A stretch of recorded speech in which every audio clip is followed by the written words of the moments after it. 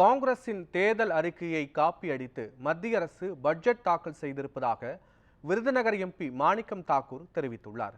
Budget குறித்து அவருடன் நமது செய்தியாளர் வசந்தி நடத்திய கலந்துரையாடலை தற்போது பார்க்கலாம். மத்திய பட்ஜெட் இன்று தாக்கலாயிருக்கிறது. இதற்கு ஆதரவும் எதிர்ப்பும் ஒரு சேர வந்து கொண்டிருக்கிறது. இது குறித்து நம்மிடையே பேசுறதுக்காக காங்கிரஸ் கொறடா மாணிக்கம் தாக்கூர் நம்மிடம் இருக்கிற அவரிடம் பேசலாம்.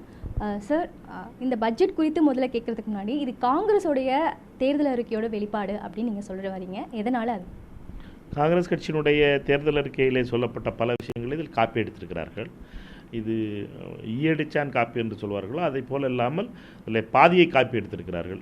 உதாரணத்துக்கு காங்கிரஸ் கட்சியினுடைய தலைவர் ராகுல் காந்தி அவர்கள் இளைஞர்களுக்கு வேலைவாய்ப்பு கொடுப்பதற்காக 10 கோடி இளைஞர்களுக்கு வேலைவாய்ப்பு கொடுப்போம், முதல் வேலை அவர்களுக்கு அரசாங்கமே அளிக்கும் 8500 ரூபாய் மாத சம்பளத்தோடு என்று சொல்லியிருந்தார்.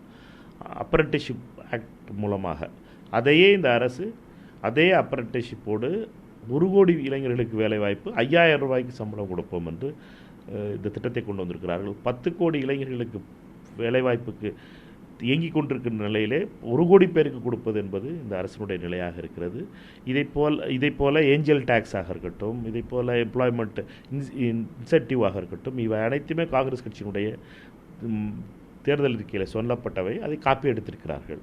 காங்கிரஸ் கட்சி என்ன சொன்னதோ அதில் இருந்து எடுத்து இவர்கள் செய்திருப்பது என்பதால் அதை எங்களை பொறுத்தமட்டில் இதில் காப்பி எடுத்திருக்கின்ற பட்ஜெட்டாகத்தான் இதை பார்க்க முடிகிறது. இப்போ இந்த பட்ஜெட்டை பொறுத்த வரைக்கும் என்ன அறிவிப்புகள் வெளியாக இருக்கிறத நீங்கள் பார்க்குறீங்க? எந்த அறிவிப்புகளை எதிர்பார்த்து அது வெளியாகலை அப்படின்னு நீங்கள் நினைக்கிறீங்க? தமிழகத்திற்கு கிடைக்க வேண்டிய நியாயமான உரிமைகளை இந்த அரசு தரவில்லை.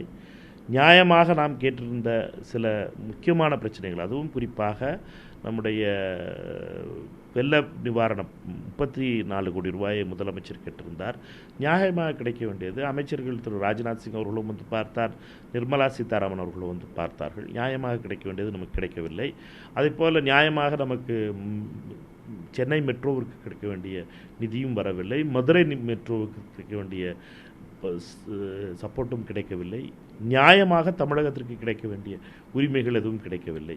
இந்த பட்ஜெட் என்பது பீகார் மற்றும் ஆந்திராவை நம்பியே இருக்கிறது இந்த அரசு மோடி அரசிலிருந்து இப்பொழுது இது சந்திரபாபு நிதிஷ்குமார் அரசாக மாறி இருக்கிறது என்பது மிக தெளிவாக தெரிகிறது.